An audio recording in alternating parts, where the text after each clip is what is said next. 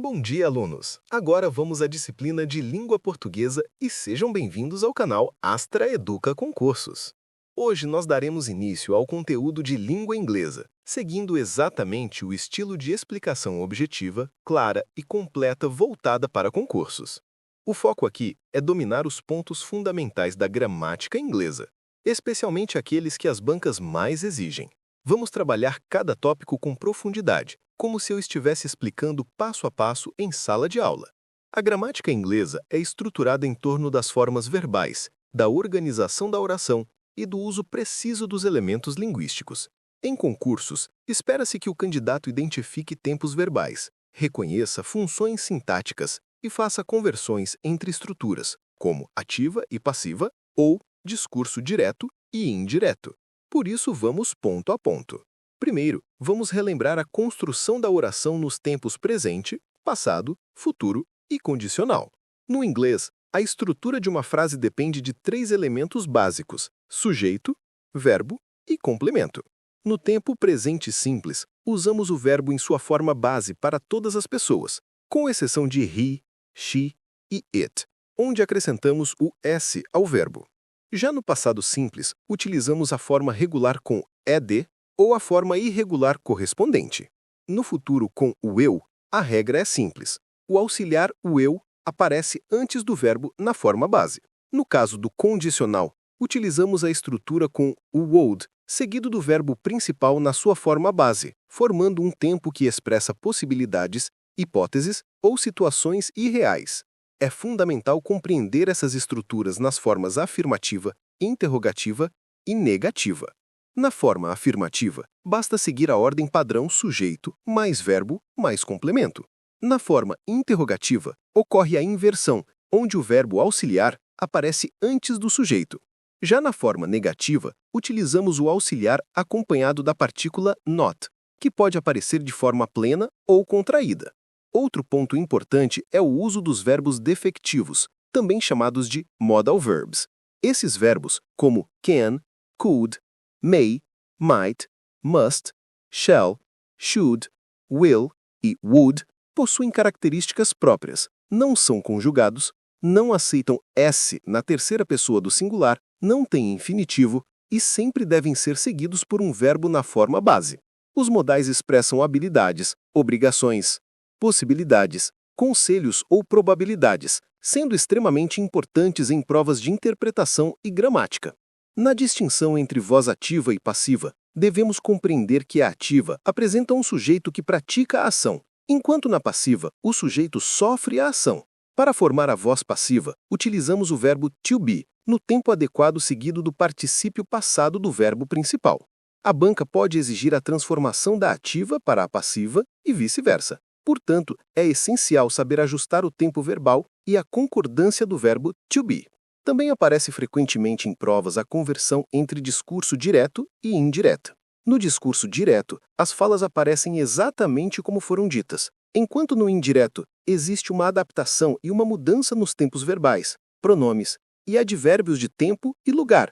O processo de backshifting, ou recuo verbal, transforma, por exemplo, present simple em past simple, present continuous em past continuous, e assim por diante.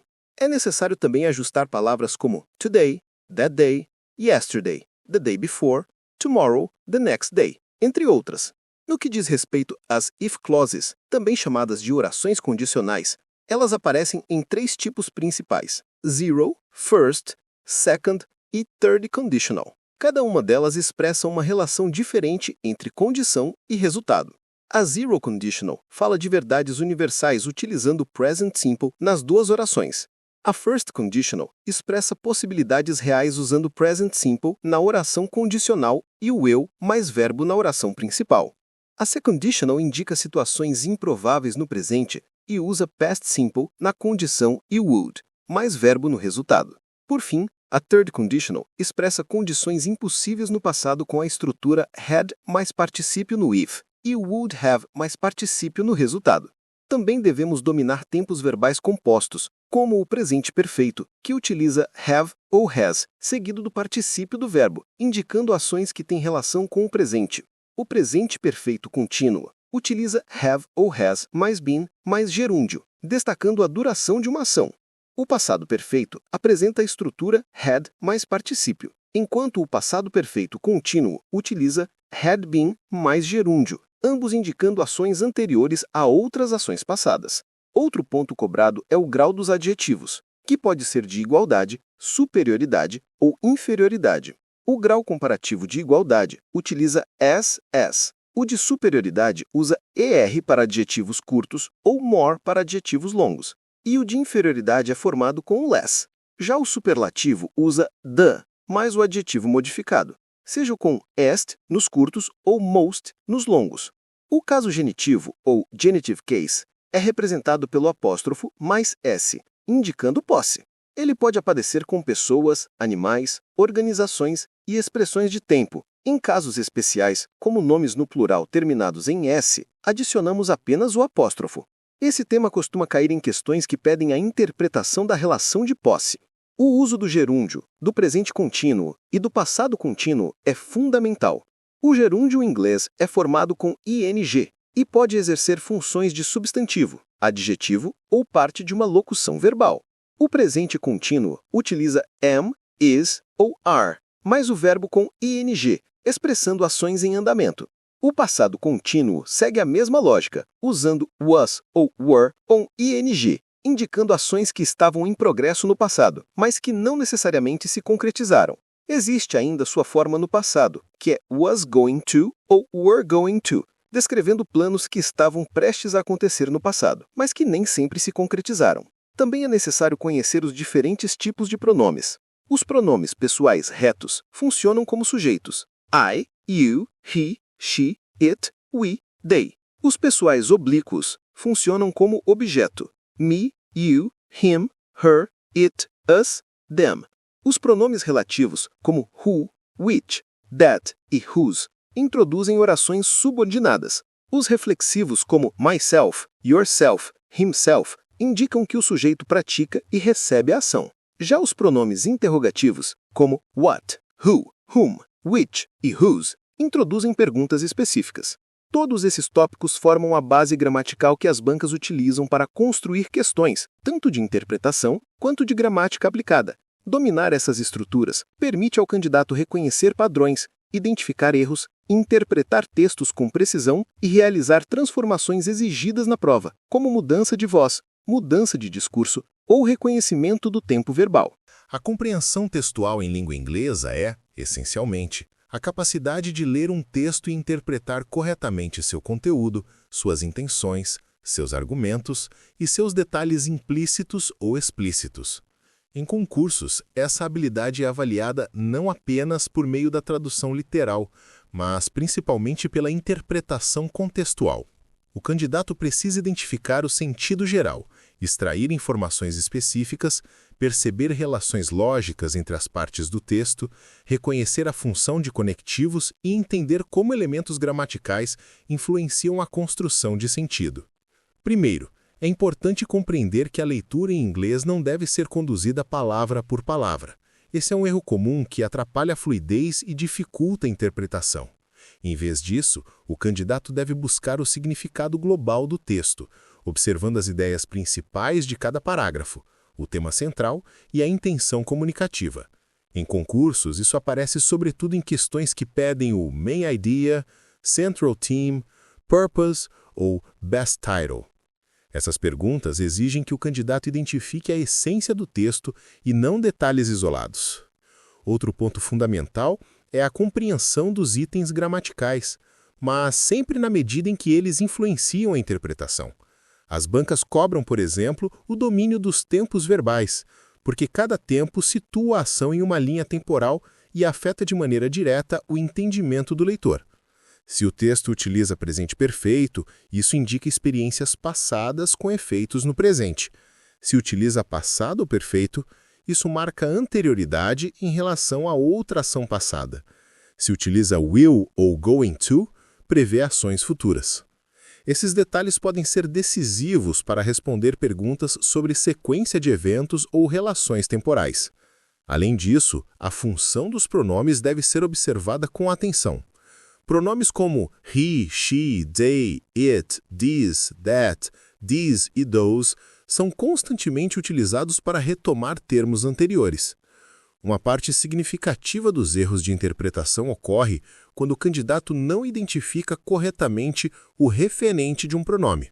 Por isso, ao ler, é essencial perguntar: este pronome está retomando qual palavra ou ideia anteriormente apresentada? Muitas questões exploram justamente essa retomada, pedindo para identificar o antecedente correto. Conectivos e conjunções também são elementos essenciais na compreensão textual. Eles indicam causa, consequência, oposição, adição, condição, comparação e diversas outras relações lógicas. Palavras como however, although, therefore, because, despite, moreover, furthermore e yet funcionam como guias que mostram o movimento argumentativo do texto. Ignorar esses elementos pode levar a interpretações equivocadas. Em provas, é comum que a banca questione a função de um conectivo ou a relação estabelecida entre as ideias. Outro aspecto importante é o vocabulário. Aqui, o objetivo não é decorar palavras isoladas, mas compreender palavras no contexto. Isso ocorre porque muitas palavras possuem múltiplos significados. Uma mesma palavra pode assumir sentidos completamente diferentes dependendo da frase, do tema e da intenção do autor.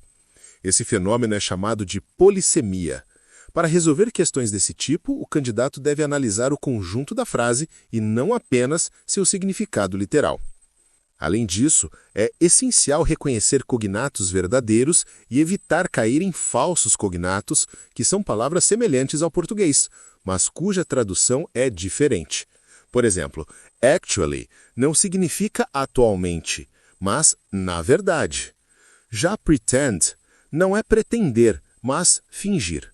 Esses erros são extremamente comuns e aparecem muito em provas de interpretação. No processo de compreensão, as estratégias de leitura também desempenham um papel importante. A habilidade de skimming, que consiste em captar rapidamente a ideia geral do texto, ajuda a estabelecer um panorama inicial. Já o scanning é usado para localizar rapidamente informações específicas, como datas, nomes, porcentagens e fatos pontuais. As bancas frequentemente elaboram questões que exigem essas habilidades. Outro ponto fundamental é entender a estrutura composicional do texto. Em textos argumentativos, é comum que o autor apresente uma tese, desenvolva argumentos e conclua com o reforço da ideia central. Em textos narrativos, há predomínio de verbos no passado, uso de marcadores temporais e desenvolvimento de personagens. Em textos descritivos, encontramos adjetivos, construções comparativas e vocabulário sensorial. Saber reconhecer o tipo de texto permite interpretar com mais precisão. Também é importante observar o tom e a intenção do autor. Alguns textos têm tom crítico, outros têm tom informativo, outros são persuasivos. O uso de palavras avaliativas, ironia, contrastes e exemplos ajuda o candidato a identificar essa intenção. Muitas bancas perguntam exatamente isso. What is the author's attitude? Ou What is the author's point of view? Por fim, é necessário destacar que a compreensão textual exige prática contínua. O aluno precisa se expor a diferentes gêneros textuais, como notícias, artigos, relatos, ensaios, cartas, campanhas publicitárias e textos acadêmicos. Cada gênero apresenta características próprias que influenciam o vocabulário, a estrutura sintática e a organização das ideias. Resumindo, a compreensão textual em inglês envolve reconhecer a ideia principal do texto, identificar informações específicas, analisar relações lógicas entre frases e parágrafos, compreender o papel dos tempos verbais, identificar o referente de pronomes, interpretar vocabulário a partir do contexto, reconhecer conectivos e suas funções, perceber o tipo e o propósito do texto, distinguir fatos de opiniões, observar a intenção e o tom do autor. Todo esse conjunto de habilidades forma a base da interpretação de textos em inglês nos concursos. Dominar esse conteúdo aumenta significativamente as chances de acerto, mesmo quando o texto apresenta palavras desconhecidas, porque a leitura deixa de ser uma tradução literal e passa a ser uma interpretação orientada, lógica e contextualizada. Antes de finalizar, quero reforçar que essa habilidade se desenvolve com prática contínua. Ler regularmente, analisar diferentes tipos de textos e observar como a gramática influencia o sentido são passos fundamentais para dominar a compreensão textual. Não se trata apenas de memorizar regras, mas de entender como cada elemento do texto contribui para a construção do significado. Se você acompanhou a aula até aqui, isso demonstra disciplina e comprometimento com a sua aprovação. Continue revisando, praticando com questões de provas anteriores e explorando diferentes textos. Quanto mais você treinar, mais natural será interpretar textos em inglês durante a prova, e maior será a sua precisão e confiança. Aqui no Astra Educa Concursos, seguimos com você nessa jornada, sempre trazendo conteúdo direto, claro e totalmente focado no que realmente é cobrado. Aproveite as outras aulas, continue firme no seu planejamento e mantenha o ritmo de estudos. E agora, a partir dos próximos vídeos, vamos entrar na parte de conhecimentos específicos, aprofundando os conteúdos técnicos essenciais para o concurso da Amazul. Nos vemos na próxima aula. Bons estudos e até a próxima!